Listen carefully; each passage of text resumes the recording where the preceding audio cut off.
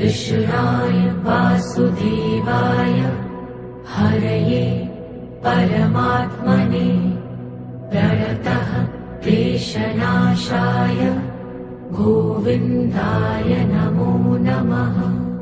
बीजं मां सर्वभूतानां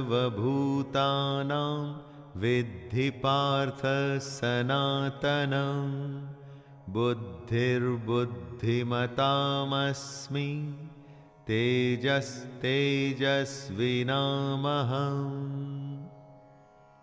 कृष्ण अपने असली रूप की एक एक परत धीरे धीरे खोल रहे हैं। वे आगे कहते हैं, हे अर्जुन, तू संपूर्ण भूतों का सनातन बीज मुझको ही जान ले। जितने भी जीव आपको दिखते हैं या जो आज से पहले थे और आज के बाद आएंगे दोस्तों, उन सब का सनातन बीज यानी कि उन सब जीवों की उत्पत्ति का कारण कृष्ण ही है। मैं बुद्धिमानों की बुद्धि और तेजस्वियों का तेज हूं, ऐसा कृष्ण कहते हैं। जब आप अपनी बुद्धि से कोई सवाल हल करते हैं, कोई रास्ता खोजते हैं, तो वो बुद्धि कृष्ण ही है।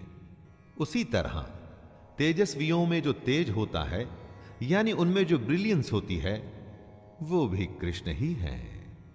बलम बलवतां चाहम कामराग विवर्जितं धर्म विरुद्धो भूतेषु कामोस्मि भरतर्षभ।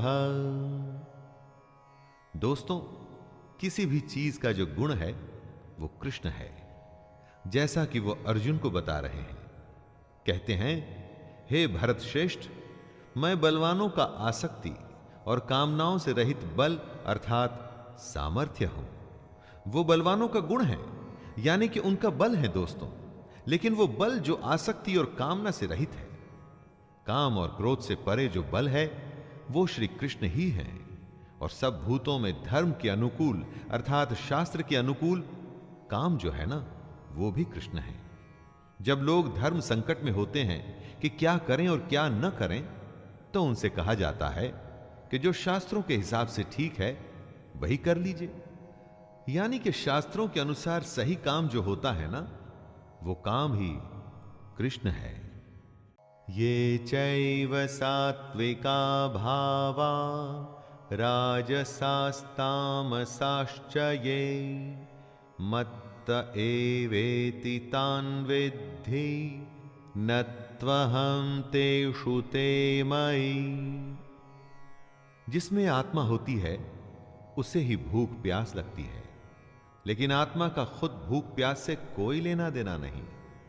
बात जरा पेचीदा है लेकिन इंटरेस्टिंग है दोस्तों।